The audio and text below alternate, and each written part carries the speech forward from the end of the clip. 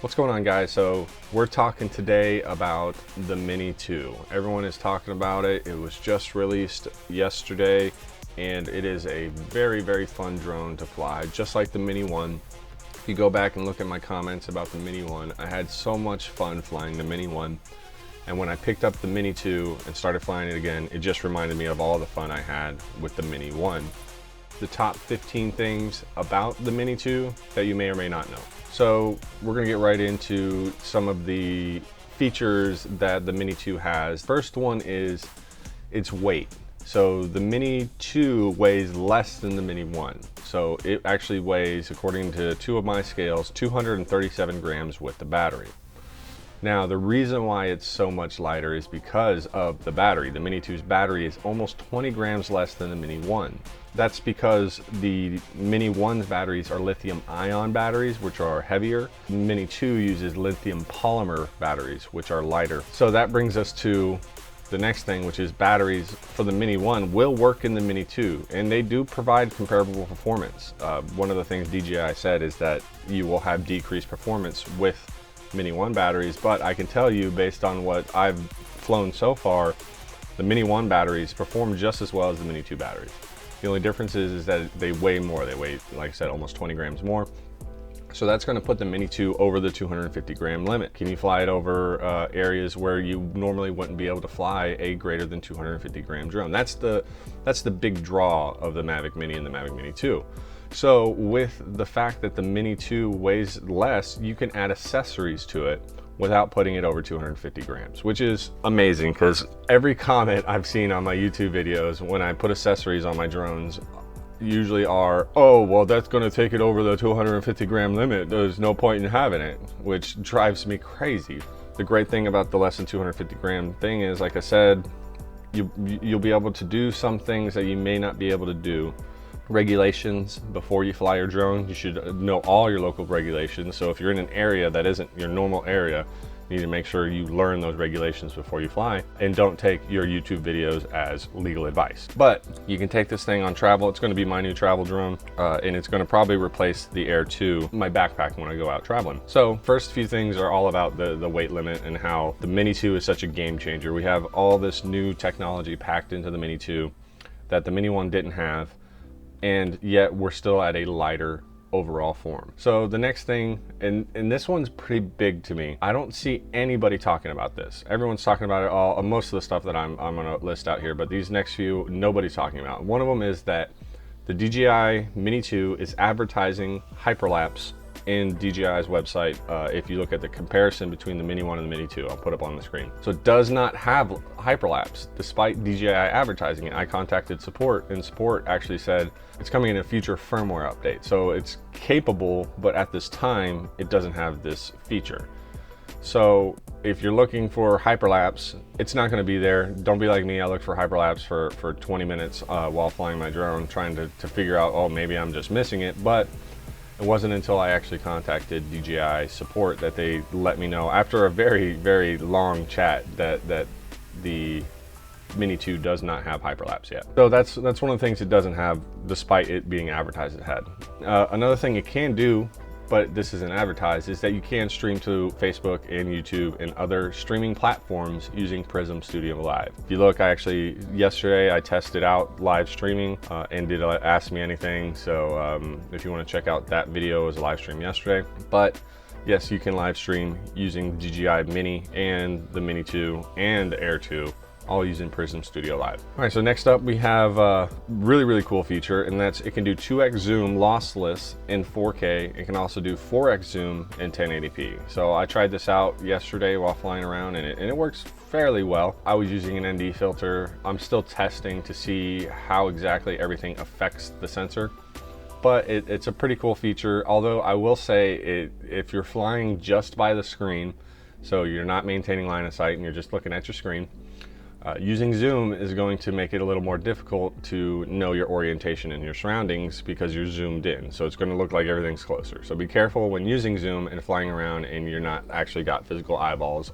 on your drone. All right, next is, this is another big feature over the Mini 1 that we did not see and everybody wanted, and that's now the ability to shoot raw photos. So that's not something that was available in the Mini 1, and we have it now.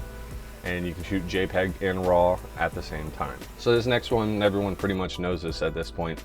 We have a longer range with OcuSync 2.0 versus the enhanced Wi-Fi of the Mini 1. Personally, I don't go any more than about 2,000 feet. Even with a light, it's very, very, very difficult to see it at that range. So with the strobe light flashing. So personally, I don't go that far.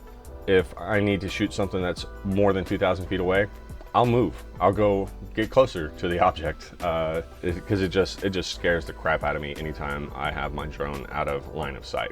So that's not my thing, but I know a lot of you guys are into it. So next up, we have the higher wind resistance. The Mini 1 could only handle Cat 4 wind, level 4 winds, whereas the Mini 2 can handle level 5 winds. A higher wind resistance. Now I take that with a grain of salt. Be careful when you're flying your Mini. Rule of thumb to always remember is when you're flying out, fly into the wind. So your first half of your battery is into the wind so that when you turn around and you bring it back, the wind is actually pushing it back and making it easier for you to fly back. If you do it the other way, you're gonna lose your drone. You're gonna run out of power. You fly with the wind on your way out, your drone's gonna go faster, and you're gonna hit 50% battery and turn around and come back, and your 50% battery is not gonna be enough to bring it back because now it's fighting the wind. Well, the higher wind resistance leads to an increased top speed and increased flight time. So part of the reasons why you're gonna have an increased top speed, allegedly they're upgraded motors, but also it's lighter. It's 20 grams lighter, or overall 12 grams lighter. And also that's gonna lead to increased flight times. It's more efficient than the Mini 1. Next thing, and this is my personal favorite, back to the accessories. Accessories, I say accessories. I don't care what you guys say. That's the way I say it. I'm gonna keep saying accessories, so make fun of me all you want. But accessories from the Mini 1 and the Air 2's controller are compatible. So things such as the sun hood, which I'm gonna be doing a giveaway. I have a couple of these sun hoods to give away, so I'm gonna be giving them out to you guys. Look for link at the bottom to sign up for that giveaway.